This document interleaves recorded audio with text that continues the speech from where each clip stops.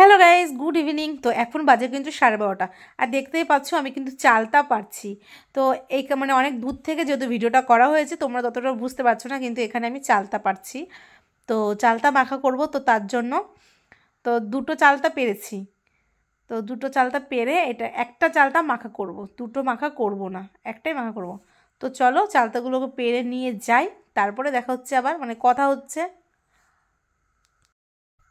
তো চালটা পেরে নিয়ে এসেছি, দেখো এবার হলো চালটা কাটা হচ্ছে। তো চালটা কাটছে হলো আমার একটা কাকি। তো এখানে আমরা অনেকজনই ছিলাম, অনেক পুচকে পাচকা ছিলাম, একজন বয়স্ক ছিল। তো এখন চালতাটা মাখা হবে। তো চালতা মাখাটা খেতে চেয়েছে হলো ওই বয়স্ক ব্যক্তিটা, তো তার জন্য আমরাও একটু খেতে পারলাম। তো যাই হোক, এখন কাকি চালতাটা মেখে নিয়ে কাকি কাটছে, এবার আমি সাইডে বসে চালতাটা থেতো করব। তো চলো আগে সুন্দর করে চালতাটা কেটে ধুয়ে নিই 4-5 বার, নাহলে প্রচণ্ড পরিমাণে কষ ওঠে, কালো কালো জল। তো মানে যতবারই পাল্টানো হচ্ছে ততবারই জলটা কালো হয়ে যাচ্ছে, তো সেই কারণে অনেকবার ধুতে হচ্ছে। তো চলো কাটাকাটিটা হয়ে যাক।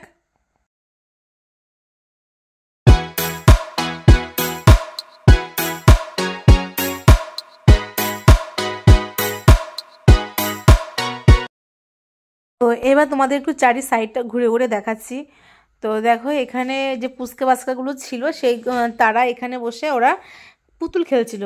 তো দেখো কি সুন্দর সাজিয়েছে। তো এদের খেলা দেখে আমারও মনে পড়ে গেল আমার ছোট্টবেলার কথা।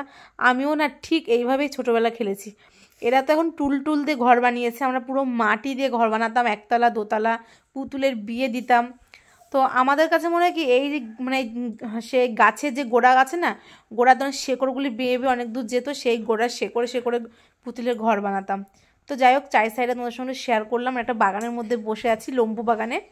আর এখানে দেখো আমি কিন্তু অলরেডি কিন্তু চালটা থেতো করতে বসে পড়েছি। তো যে দাদুটার জন্য চালটা মাখা হচ্ছিল, তো তাকে আগে দু তিনটে চালটা থেতো করে লঙ্কা নুন দিয়ে ওনাকে দেওয়া হবে, কারণ উনি স্নান করতে যাবেন, স্নানের দেরি হয়ে যাচ্ছে তার জন্য। তো তারপরে হলো আমাদেরটা থেতো করে মাখানো হবে। তো যাই হোক, এই তিনটে থেতো করে ওনাকে দিই, তারপরে আমরাও খাবো।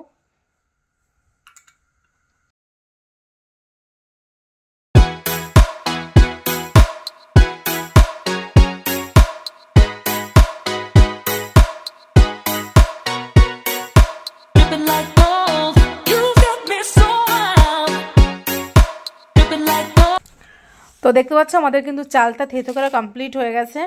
তো এবার আমি এখানে দিয়ে দিলাম 4টে কাঁচা লঙ্কা আর একটু নুন, যেহেতু বাচ্চা কাচ্চারা খাবে তো তার জন্য লঙ্কা মানে অনেকই কম দেওয়া হয়েছে। তাও আবার পরে 2টো কাঁচা লঙ্কা আনা হয়েছে, তখন বাচ্চাদেরকে দিয়ে আমরা ওটা থেতো করে খেয়েছি। তো যাই হোক, এখন নুন আর লঙ্কা দিয়ে ভালো করে থেতো করে চালতাটা মেখে নেব আমি। কাকিকে বললাম, কাকি তুমি মাখো। কাকি তো মাখলো না, লাস্টে সে আমাকে দিয়েই মাখালো, কারণ আমার হাত প্রচণ্ড পরিমাণে জ্বালা করছিলো, কারণ সকালবেলা সিদ্ধ ভাত খেয়েছি মনের সুখে, মানে লঙ্কা টঙ্কা দিয়ে, যার জন্য। তো যাই হোক, এখন দেখো চটকে চটকে একদম মেখে নিচ্ছি।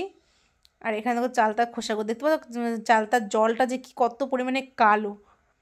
তো এখন চালতাটা মেখে নেব। তো অনেক দিন পর, অনেক দিন বলছি কি বছর হয়ে যাবে, অনেক বছর পর এই কাকিদের গাছ থেকে খেয়েছিলাম 2-3 বছর আগে চালটা, আর এখন খাচ্ছি। এখন মানে খুব ভালো লাগলো, মানে অল্প পরিমাণে ঝাল ছিল, অল্প পরিমাণে নুন টুন ছিল, মানে বেশি টক লাগেনি, খুব ভালো খেয়েছি। আমি অল্প খেয়েছি তো খুব ভালো লেগেছে, বেশি খেলে সব জিনিসটা ভালো লাগে না। তো যাই হোক, খেয়েছি, খুব ভালো লেগেছে। আমার কাছে মনে হয় কি চালটা প্রচণ্ড পরিমাণে টক, কিন্তু না, এবার মনে হলো কি চালটা টকটা কম মনে হলো। এবার আমার মুখের স্বাদও বলতে পারো পাল্টে গেছে, নাহলে চালটার টক যে সেটা বদলে গেছে, এটাই। তো যাই হোক, এখন এটা টেস্ট করছে সবাই অল্প অল্প করে নিয়ে, নুন ঝাল কেমন কি হয়েছে না হয়েছে, তারপরে আমরা খেয়ে নেব। তো মাখানো কমপ্লিট, টাটা। দেখো।